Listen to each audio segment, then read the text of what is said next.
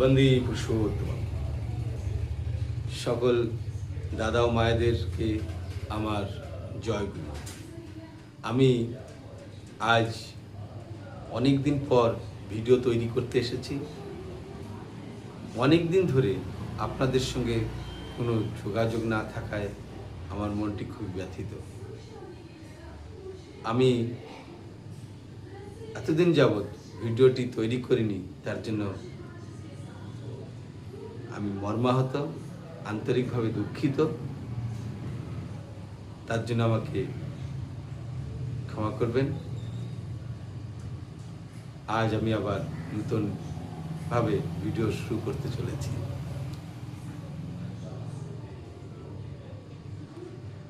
যে সকল দাদা ও মায়েরা আমার চ্যানেলটিকে সাবস্ক্রাইব করে রেখেছেন, সকলকে আমার অন্তরের ধন্যবাদ। আজ এই ভিডিওটি যাদের যাদের কাছে যাবে, সকলকে আমার বিনম্র প্রার্থনা বা জয়গুরু। সকলে ভালো আছেন নিশ্চয়ই। আমিও পরম পিতার দয়ায় ভালো আছি। আজ হঠাৎ করে কেন ভিডিও বানাতে আসলাম, আসলে মানুষ, আমিও তো মানুষ, তো সকলেই মানুষ, তো সাধারণ মানুষ আমরা, আমাদের চাওয়া পাওয়া, কামনা বাসনা ইত্যাদি থাকে। এই ভিডিওটি, এই চ্যানেলটি শুরু করেছিলাম ঠাকুরের উদ্দেশ্যে। ঠাকুরের কথা বলবো, সবাইকে শোনাবো, সবাই শুনে উপকৃত হবে, তাদের কাজে লাগবে, তাদের সমাধান পাবে এই ঠাকুরের আলোচনার মাধ্যমে। এটাই ছিল মূল উদ্দেশ্য। কারণ ঠাকুর বলেছেন যাজন করতে, যজন করলে যাজন হয়, যাজন করলে যজন হয়। যজন যাজন ইষ্টভীতি, করলে কাটে মহাভীতি। ঠাকুর এই কথা বলেছেন। তো এই কথাটি মনে রেখেই ঠাকুর এ কথাও বলেছিলেন যে কারোর সঙ্গে যদি ইষ্ট কথা যাজন করতে না পারিস, তাহলে দেওয়ালের সঙ্গে করিস।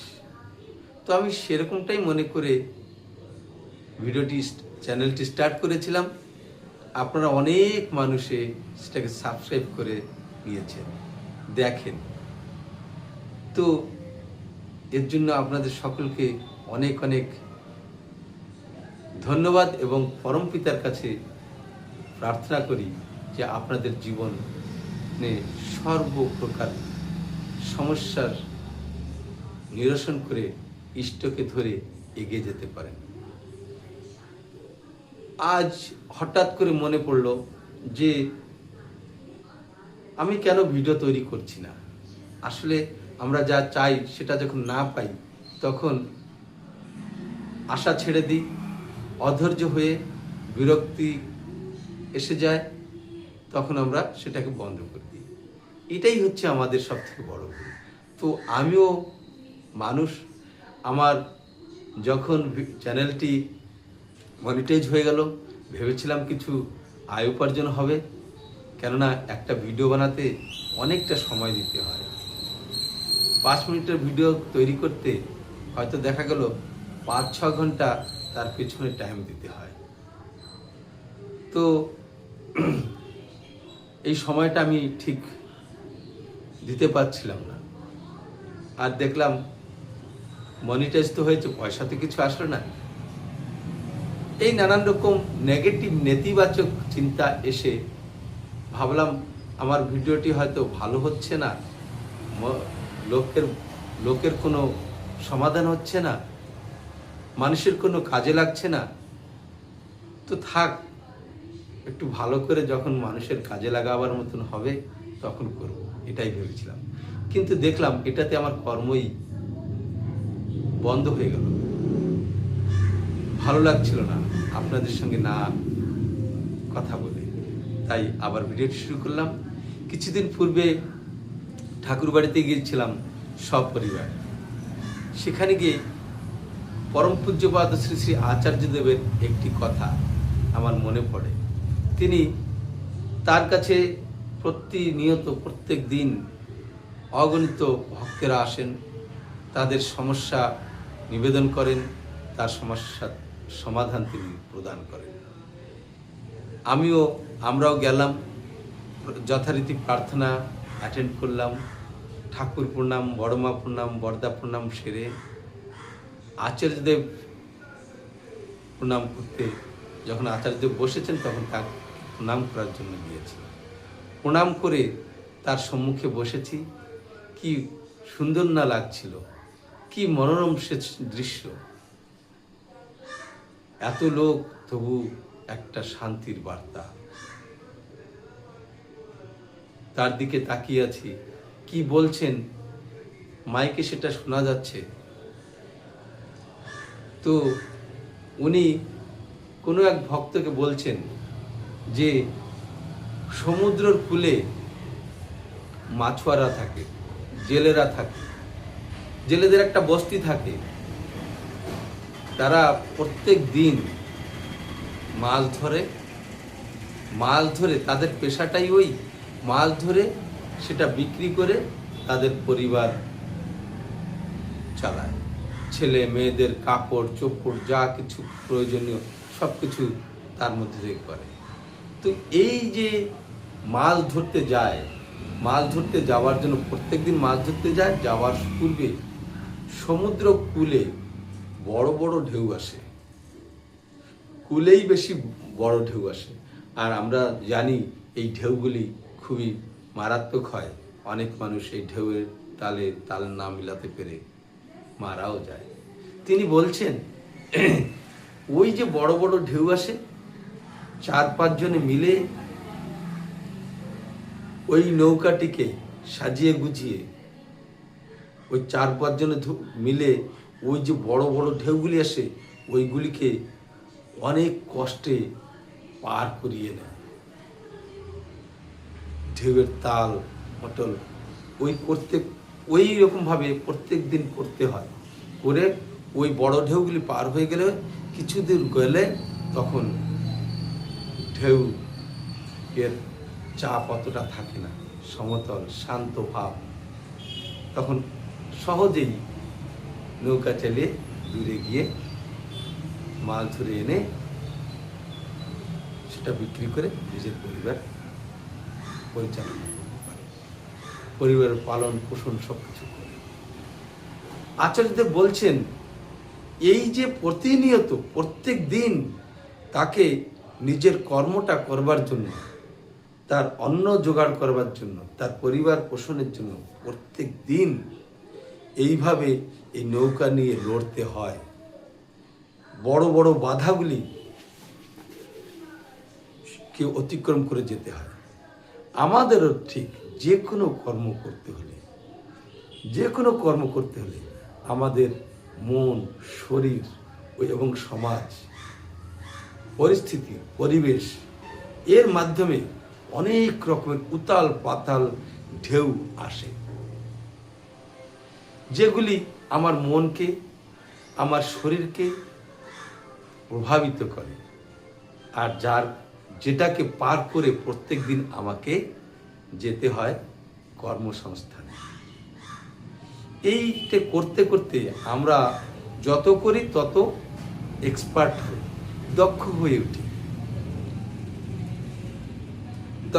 উঠি। তাই এটাকে যদি আমরা ভয় পাই, এটাই হচ্ছে আমাদের পরীক্ষা। এটাইকে যদি আমরা ভয় পাই তাহলে জীবনে অগ্রসর হওয়া খুবই কষ্টকর। আচার্যদেব সেই কথাটাই বুঝাতে চাচ্ছিলেন যে প্রত্যেক দিন আমরা যখন ঘুম থেকে উঠি, সাধারণ একটা কথা আমি নিজে অনুভব করলাম যে প্রত্যেক দিন আমরা সকালে উঠে প্রার্থনা করি। এই সকালে ওঠাটা এতদিন ছোটবেলার থেকে আজ পর্যন্ত এই কাজটাই করে আসছি, তবুও কিন্তু প্রত্যেক দিন ঘুম থেকে উঠতে কষ্ট বোধ হয়। আরেকটু ঘুমিয়ে নিই, আরেকটু সময় আছে, এই একটু করে এই করতে করতে দেখা যায় কি আমরা ঠিক প্রার্থনার পূর্ব মুহূর্তে ধড়পড় করে উঠি, মনের কোনো স্থিরতা থাকে না, আমরা প্রার্থনায় বসি, আর এই চঞ্চল মনে প্রার্থনা ঠিক মতো হয় না। তাহলে দেখুন, সেই ছোটবেলার থেকে আমরা এটার প্র্যাকটিস করে আসছি, তবুও আমাদেরকে প্রত্যেক দিন এই বৃত্তি প্রবৃত্তিমুখী চলনটাকে প্যাসিভ করে পজিটিভলি মুড়িয়ে তার সঙ্গে লড়াই করে আমাদেরকে এগিয়ে যেতে হয়। দেখুন বন্ধুরা, দাদা ও মায়েরা, এমন যাদের যাদের হয়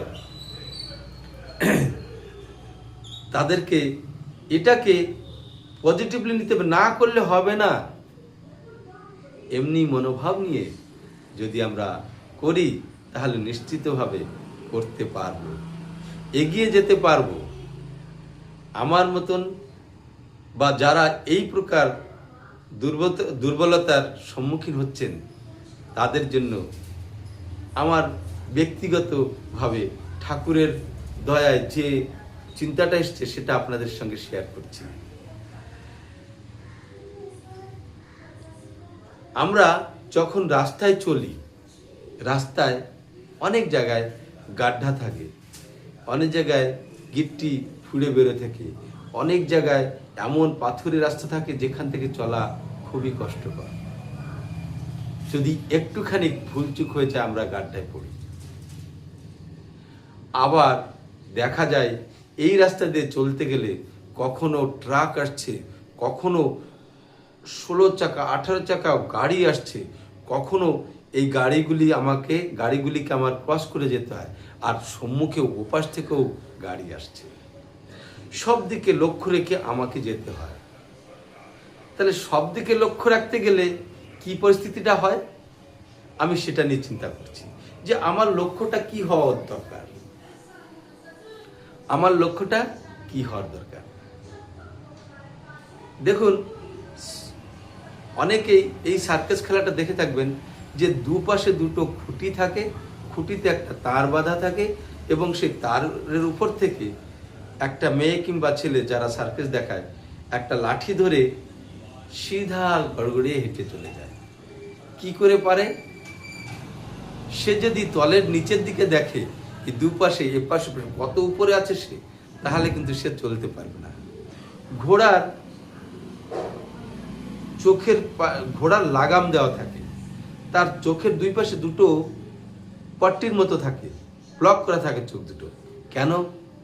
কারণ ঘোড়া যদি ওই দুপাশে গাড়ি আসছে, ঘোড়া আসছে, সবকিছু দেখতে থাকে, তাহলে ও চলতে পারবে না, ও সিদ্ধান্ত নিতে পারবে, নিশ্চিতভাবে চলতে পারবে না। তার পথটা ওই যেদিকে যেতে হবে, যে রাস্তাটা দেখার দরকার, সে রাস্তাটা দেখাতে তার মাইন্ডটা ডাইভার্ট হয়ে যাবে। ঠিক তেমনিভাবে এই যে সার্কেল দেখাচ্ছে, সে ওই তারটাকেই লক্ষ্য করে আর সামনে কোথায় যেতে হবে সেটাকেই লক্ষ্য করে পা রেখে চলে যায়। ঠিক তেমনি আমাদের রাস্তায় চলতে গেলে এই জীবন পথে আমাদের গন্তব্যটা কোথায়, লক্ষ্যস্থান কোথায়, সেটা ঠিক রাখতে হবে। সেই লক্ষ্যস্থানে যেতে গেলে রাস্তায় যত আবড় খাবড়, উঁচু নিচে, গাড়ি ঘোড়া, কত রকমের বিপদ আসে, এই সবগুলি কি এড়াতে গেলে কি করতে হবে? আমার লক্ষ্যস্থানে ধ্যান রাখতে হবে। কোন পথ দিয়ে গেলে আমি সঠিকভাবে আমার লক্ষ্যে পৌঁছাতে পারবো, এই পথটাকেই শুধু দেখতে হবে, পথটাকেই শুধু দেখতে হবে। অন্যদিকে কোথায় গাড্ডা আছে, কি আছে, এই পথটাকে যদি আমরা ঠিক রাখি, পথের দিকে যদি লক্ষ্য রাখি, গাড্ডা কোথায় আছে সেগুলি সবই স্পষ্ট হয়ে যায়। কিন্তু আমি যদি পথটাকে বাদ দিয়ে গাড্ডা, কত বড় গাড্ডা রে বাবা, কত বড় গাড়ি আসছে সামনে থেকে, এখন তো রাস্তা নেই, আমি কি করে পার হব, সামনে থেকে গাড়ি আসছে আমাকে তো চাপিয়ে দেবে, এইভাবে যদি ভয়ভীত হয়ে যায় তাহলে কিন্তু আর চলা আমাদের হবে না, ওই গাড্ডাতেই পড়ে থাকবো। কোথায় বেশি বালি আছে, গাড়ি চালাতে গিয়ে সেখানে স্লিপ খেয়ে সেখানে কাঁধে পড়ে থাকবো। তাহলে আমার লক্ষ্যস্থান যদি ঠিক থাকে, কোন পথ দিয়ে যাব সেই পথটা যদি ঠিক থাকে, আমার সেই পথটাকেই শুধু যদি আমি চিহ্নিত করি, সেটাকেই যদি লক্ষ্য করি, সেইখানেই যদি সেই পরবর্তী পদক্ষেপ যদি সেদিকেই যদি নেই, আবার সেই পথে সামনে কোনো বাধা নেই তো সেটাও আমার দেখতে হবে। বাধা যদি থাকে তাহলে কিভাবে ক্রস করব সেটাও আমাকে বুদ্ধি করতে হবে। আর এই বুদ্ধিটা কোত্থেকে আসবো, কোন জায়গায় কিভাবে পাটা রাখবো, কোন জায়গায় কিভাবে আমি পদক্ষেপ নিয়ে চলবো, এইটার জন্য দরকার গুরু, সদ্গুরু। তাই সদ্গুরু শরণাপন্ন হও, সৎ নাম মনন করো, সৎসঙ্গের আশ্রয় গ্রহণ করো। ঠাকুর বলেছেন তার আর উন্নয়নের জন্য ভাবতে হবে না। আর এই সদ্গুরুকে ভালোবাসতে হবে, কেননা ভালো যতটা বাসবো আমার করার আগ্রহ, তার প্রতি আবেগটা তত বাড়বে, ভক্তিটা তত বাড়বে। আর এই ভক্তি আসবে কোত্থেকে, আমার মনে ভক্তির তারতম্য অনুসারে আমি এগিয়ে চলব, তাই না? আমার গতি আসবে। তাই এই গতিটা ঠিক রাখবার জন্য আমাদেরকে আচার্যদেবের দর্শন করতে হবে, আচার্যদেব সঙ্গ করতে হবে। তার কাছে গেলে আমার জীবনের যত রকমের ভুল ভ্রান্তি, কলুষ কালিমা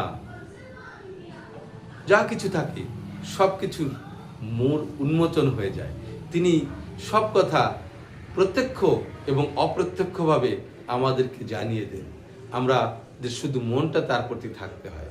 আমরা আশা করি আজকে আমি যেটা বলতে চাইছিলাম সেটা আপনাদেরকে বলতে পেরেছি। আপনারাও আশা করি যা কিছু বলতে চেয়েছি নিশ্চিতভাবে, সুস্পষ্টভাবে, সুন্দরভাবে বুঝতে পেরেছেন।